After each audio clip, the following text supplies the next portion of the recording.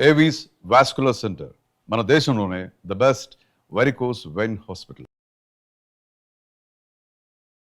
నమస్తే రమ్ గారు. నమస్తే జయ. ఏదైనా స్టోరీ చెప్తారండి? బంగారు గొర్రె కథ చెప్తాం. ఓ, బంగారు గొర్రె అనగానే ఆసక్తి. బంగారు లేడీలాగా అనిపించింది కదా అవును. నీకు? ఇది అలాంటిది కాదు. కాదండి. పూర్వం చిత్రావతి నగరానికి ఒక రాజుగారు ఉండేవారట. ఓకే. రాజుగారికి 2 భార్యలు. పెద్ద భార్యకి ఒక కూతురు రూపవతి, ఆ పిల్ల పేరు నిజంగానే బహురూపసి. రెండో భార్యకి పిల్లలు లేరు. ఆవిడ కొంచెం క్రూరాలు కూడా, మనిషి అదొక రకం. అయితే ఈ పిల్ల పెద్దదయ్యే కొందికి అందంగా తయారైంది. పిల్ల చిన్నప్పుడే బాగుండేది. రాజుగారు ఏమనుకున్నారంటే ఒక మంచి పిల్లాన్ని చూసి పెళ్లి చేసి ఆ కుర్రాడికే రాజ్యం ఇవ్వాలని. చిన్నరానికి ఒక రకమైన మంటగా ఉండేది. దీనికేమో ఆ సవితి కూతురికేమో అంతా రాజాంగం సాగుతోంది. దాని మొగుడే రాజు. ఎప్పటికీ ఇది ఇట్లాగే ఉండిపోతుంది. నేనేమో కొన్నాళ్ళు పైగా ముసలిరాండి అయిపోతా. ఇలా మంటగా ఉండేదన్నమాట. అందుకని రాజుగారికి ఏం చెప్పిందంటే ఈ పిల్లకి మంచి పేరు రాకూడదు. అలా ఉండేది. ఈర్ష్య కొంతమందికి ఉంటాయి కదా, ఓర్వలేనితనం. రాజుగారికి ఏం చెప్పిందంటే, కాదండి, ఇంత అపురూపమైన అందగత్తె మన అమ్మాయి, ఎటో ఎవరికో ఒకడికి ఎటో ఇచ్చేస్తాం, ఏదో సంబంధాలు చూసి అందరూ చేసినట్టు చేస్తే మన గొప్పేముంది, ఇంకా మన పిల్ల సౌందర్యం గొప్పేముంది, ఇటా కాదు పిల్లని దాచేద్దాం.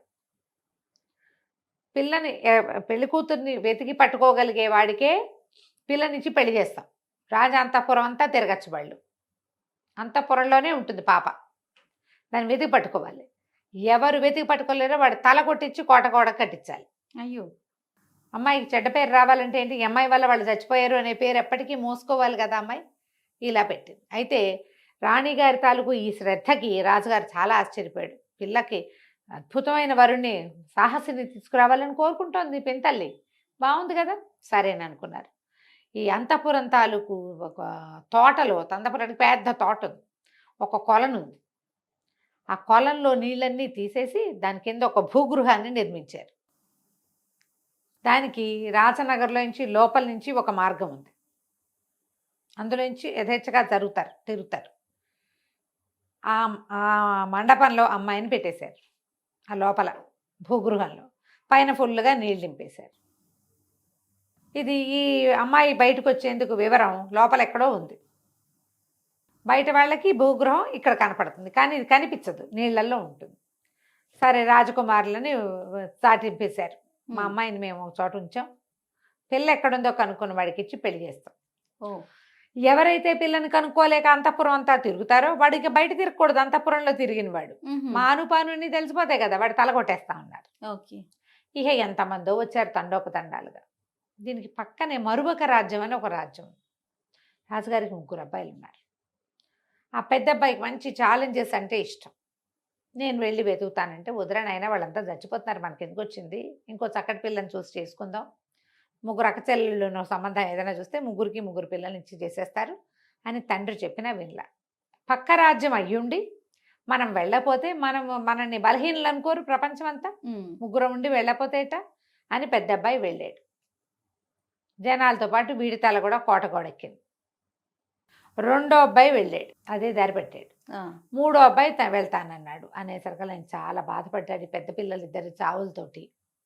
వాళ్ళు పందెం పెట్టారు, వాళ్ళని అనడానికి వీల్లేదు, ఇష్టం లేకపోతే మానేయాలి, చావుకు రెడీ అయితే వెళ్ళాలి. ఆ కాలంలో నడిచేది అట్లా.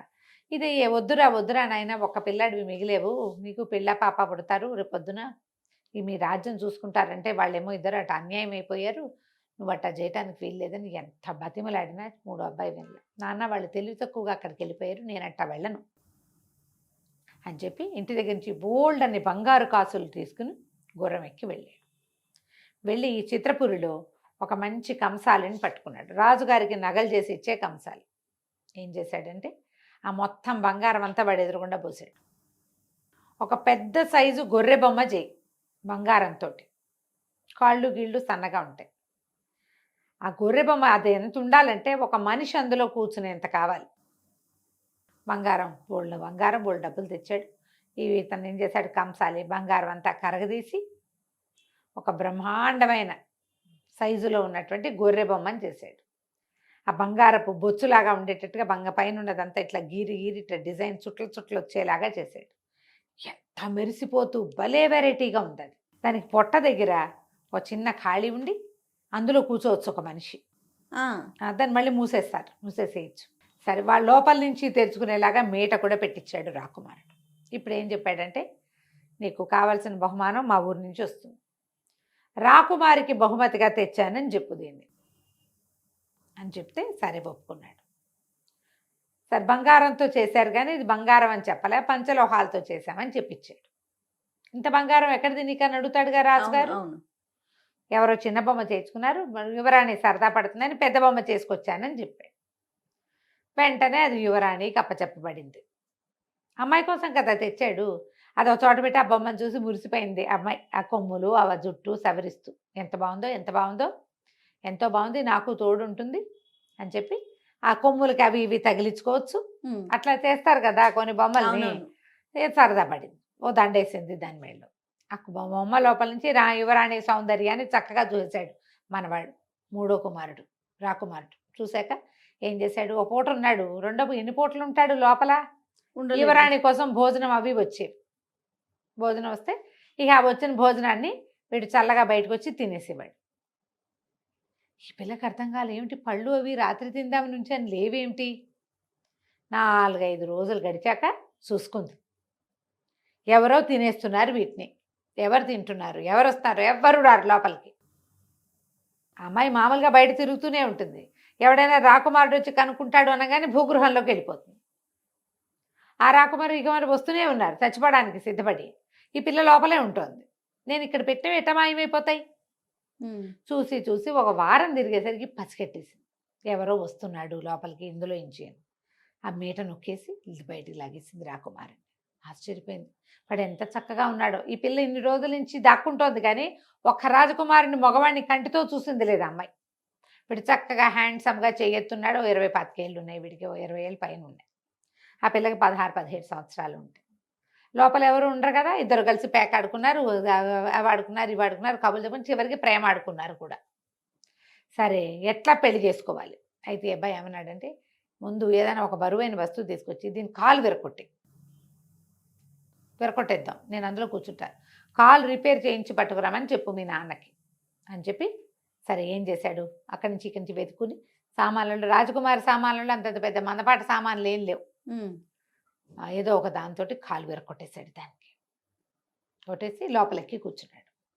ఈ పిల్ల రెండో రోజు తండ్రికి కబురు చేసింది, గొర్రె బొమ్మ పొరపాటున పడిపోయింది, తోసేశాను, పడిపోయింది, కాలు విరిపోయింది, కాలు రిపేర్ చేయించి తెచ్చిపెట్టండి అని. గొర్రె బొమ్మను మోసుకుపోయారు. ఎక్కడికి వెళ్ళాలి అది రిపేర్కి? కంసాల దగ్గరికి వెళ్ళాలి. సరే కంసాల దగ్గరికి వెళ్ళాక ఇక్కడ రాకుమారుడు అందులోంచి బయటకు వచ్చేసాడు. బొమ్మ రిపేర్ చేసి పంపేసేయి అని చెప్పి తను బయటకు వచ్చేసి తన బస, తన గుర్రం అవి కట్టేసి ఉన్నాయి కదా, అక్కడికి వెళ్ళిపోయి చక్కగా ఫ్రెష్గా తయారై రాకుమారుడు అలంకారంలో రాజుగారి దగ్గరికి వెళ్ళాడు. నేను మరొక రాజకుమారుడినండి, మరొక రాజ్యం రాకుమారుడిని, మూడోవాడిని, మీ అమ్మాయిని వెతకడానికి వచ్చానంటే రాజుగారు పరిపరి విధాలు చెప్పాడు. బాబు వద్దునైనా, చిత్రపురి రాజు అనమాట, రూపవతి వాళ్ళ నాన్న. మీ అన్నయ్యలు ఇద్దరు మరణించారు, ఇక నువ్వు ఒక్కడివే మీ నాన్నకున్నది, నువ్వు పట్టుకోలేకపోయావంటే నీ మరణం తథ్యం. మేమేమో మరి చెప్పిన దాని ప్రకారం, ప్రతిజ్ఞ ప్రకారం చేస్తాము, ఇప్పటికి 99 మంది చచ్చిపోయారు, వద్దంటే ఏం పర్వాలేదండి నేను వెతుకుతానన్నాడు. అక్కడి నుంచి అంతఃపురం అంతా తిరిగి చివరికి కొల్లం దగ్గరకు వచ్చాడు. కొల్లం దగ్గరికి రాగానే ఆ కొల్లం దగ్గర నుంచి ఇందులో నీళ్ళన్నీ తీయించండి ముందు అన్నాడు. హడిలిపోయింది చిన్నరాణికి, అర్థమైపోయింది వీడు పసికెట్టేశాడని. నీళ్ళన్నీ తోడిచ్చారు, వాడు ఒప్పుకోలే నీళ్ళు తోడేదాకా. అక్కడి నుంచి నీళ్ళన్నీ తోడేశాక మండపంలాగా ఉంది, మండపం లోపలికి చిన్న మెట్లు కనపడుతుంది కిందకి. అబ్బాయి ఆ మెట్లు పుచ్చుకొని బయలుదేరేసరికి యువరాణి చిన్నరాణి వీడి వెనకాల వచ్చేసింది. అది కాదు ఇది కాదు అందుకని వాడు పన్నిమిటల్లా ఇంకా. సరే లోపలికి వెళ్ళాక, బాబు ఉండు ఒక్క నిమిషంలో నేను వస్తానని తలుపు తీసుకొని లోపలికి వెళ్ళి ఏం చేసింది, దాసీలందరినీ లోపల నుంచి పిలిచేసింది అంతఃపురంలో నుంచి. అటు నుంచి ఇంకో తలుపు ఉంది కదా, అంతఃపురం లోపల ఒక తలుపు ఉంది చిన్నది, అందులోకి మనుషులు వచ్చిపోవచ్చు. అక్కడి నుంచి అందరినీ కాకేస్తే ఒక 30-40 మంది దాసీలు వచ్చేసారు. వచ్చేసాక సరే రాకుమారి దగ్గరికి వెళ్ళి చెప్పింది, అబ్బాయి మరి 30 మంది అమ్మాయిలు ఉన్నారు, రాజకుమార్తెను నువ్వు గుర్తుపట్టగలిగితేనే నీతో పెళ్ళి, లేకపోతే లేదు. నువ్వు అమ్మాయి ఎక్కడుందో కనుక్కోవటమే కాదు, అమ్మాయి ఎవరో కూడా కనుక్కోవాలి. సరే ఏం చేశాడు, సరేనండి అలాగే అని ఒకసారి నా బస దాకా వెళ్ళొస్తాను అని చెప్పి బసకెళ్ళి ఏం చేశాడు, ఎంత బంగారు నాణ్యాలు తునకలు తునకలుగా ఉన్న బంగారపు ముక్కలు జేబులో వేసుకుని వచ్చి సరే అమ్మాయిల్ని పరిచయం ప్రదర్శన చేయండి గుర్తుపడతానన్నాడు. అనగానే ఆవిడ ఏం చేస్తా మొత్తం 30 మందిని నుంచోబెట్టింది. ఈ అబ్బాయి ఏం చేశాడంటే జేబులో నుంచి బంగారాన్ని ఎత్తి విసిరేశాడు. దాసదాసి గణానికి బంగారం కావద్దు, అందరూ బంగారాల కోసం ఒగ్గారు. ఒక పిల్ల నుంచునుంది. ఒకే రకం బట్టలు ఒకే రకంగా వేసుకున్న ఆ నిలబడ్డ అమ్మాయిని చేపట్టుకున్నాడు. ఇదే రాజకుమార్తె. ఏం చేయలేకపోయింది చిన్నరాణి. 99 మందిని చంపేశారు. 100వ వాడిని కూడా చేసేద్దాం అనుకుంది. 100వ వాడేమో బాలుడైపోయాడు. దాంతో ఇంకా రాజుగారు కాదంటానికి వీల్లేక పెళ్లి చేసేశారు. చక్కగా ఆ బంగారు గొర్రెని అంతఃపురంలో పెట్టించారు. మరొక రాజ్యపు రాకుమారుడికి ఈ చిత్రపురి రాజ్యాన్ని కూడా కట్టబెట్టారు. కథ కంచికి మనం ఇంటికి. నమస్తే. నమస్తే.